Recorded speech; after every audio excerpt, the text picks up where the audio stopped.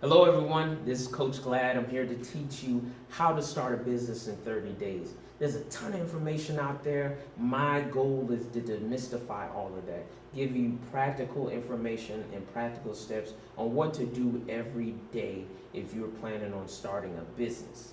What we're going to go over today is a typical customer profile, your goods and your services, and your logo. Our previous lesson, we learned about the importance of having an organizational chart, business lawyer, and finding a mentor.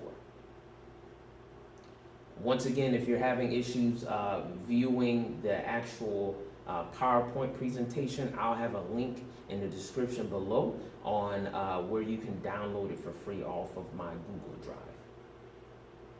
Today we're going to be talking about a typical customer profile.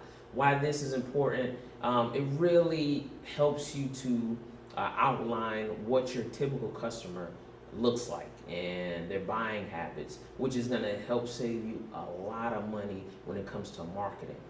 This will help with not going in a million different directions and not getting anything in return.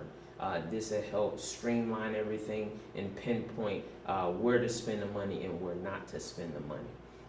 And then it's also going to help to see if your actual target market is big enough for what you want to do. You may have to include other markets, but this will help break down everything for you to actually see what your typical customer looks like.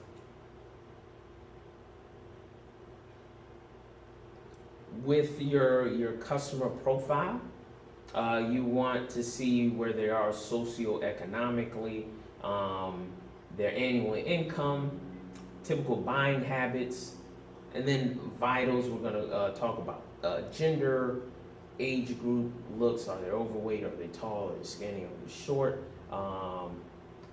And then the family size, which is going to be very important when it comes to actual hobbies, their religious affiliation.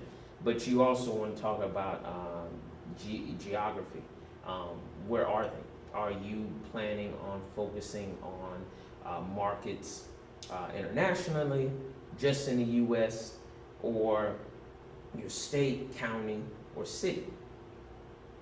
If you're focusing on corporation, you want to know the corporation sizes. Are there small business that you're talking about? Are you talking to the big officials, larger businesses? Are you talking to just groups, organization? You really need to know. Now we're going to be talking about another section of marketing is the actual list of goods and services. What you want to write down is everything that you can do. Then you want to categorize them, group them together into specific groups, and then you also want to categorize them based on your specific target market. Then you want to list all of the features and benefits of the particular items. Features versus benefits. This is very important. Understanding the difference is going to help with sales and how to lead customers down a specific sales process. Features are what the item possesses. For example, I have a car. Its particular features are alloy wheels, it has a backup camera, and a Bluetooth. The actual benefits are what sell. People don't buy features, they buy benefits. Unless you're able to personalize it to that specific customer, they really don't know what to do with all those features. So, for example, I have alloy wheels. They look good. They look a lot better than hubcaps, and then you don't have to worry about replacing them versus having hubcaps and alloy wheels. The backup camera is awesome. You do not have to look back. It'll let you know if you're close to hitting something, which is also going to help with lowering your insurance, and it's going to help your car look good. So it's because you don't have those little dings from backing up. And then you have a Bluetooth. You ever had a phone call while you were driving and you went fishing for your phone to see who it was? You don't have to worry about that with a Bluetooth. You can see right there on your radio who is calling, and then you can hear the actual phone call throughout all the speakers in your car. And that's really the difference between features and benefits. You break it down a little bit more to personalize it to that specific customer. Like I said before, features don't make sales, benefits do. And you really want to focus on personalizing it. All right, now we're going to be talking about your logo. Why is your logo important?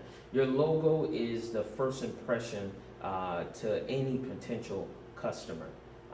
You want it to be memorable. You want it to be iconic. You want it to be professionally designed unless you have your own, unless you have experience as a graphic designer.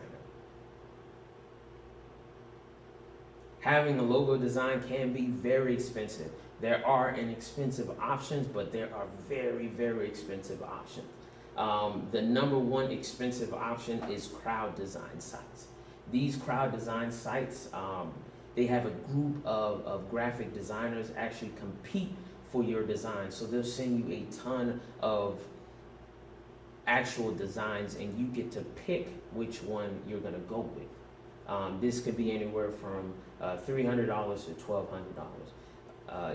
The next option is actually having a graphic designer, if you know of one, design it for you. This will cost anywhere from $75 to $120, depending on how much time the graphic designer is actually going to spend designing it. To really find a good one, you want one that's going to send you a lot of options, so you can see the different color variations and how they all look.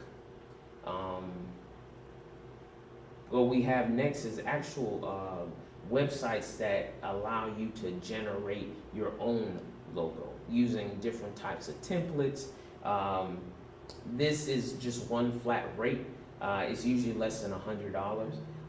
If you have some experience doing that, you can do that.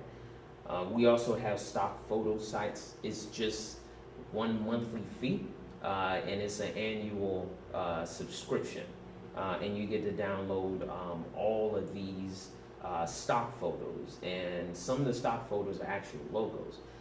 Having a stock photo account is going to be very important once you begin designing your website or adding actual marketing flyers and different things like ads on Facebook or Twitter. So having an account is going to be beneficial, and this is cost anywhere from $25 to $300 a month, based on how many downloads per month you plan on doing. And then one of my favorite sites ever is Fiverr. What Fiverr is, it's a professional service marketplace.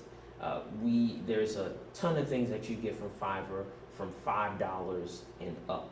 Having a logo design is going to cost you anywhere from $5 to maybe $20 at the most. It's a hit and miss. You really don't know if the designer is going to give you what you want at the time that you want. So it can be very expensive, but it's not as reliable if you have if you're on a time crunch, or if you have a deadline. But it's a great site to have and keep in your back pocket. This will help with everything else. If you need a Facebook cover, a Twitter cover, a Facebook ad design, if you want a flyer design, even if you want a blog written with keywords and all of this stuff, you can have that all done on Fiverr. But for just this specific topic, you can go on Fiverr and pick a designer to design your logo for $5, and they should be able to deliver it in a couple days, or 2 or 3 days. Well, that is the end of day 4. What we learned today were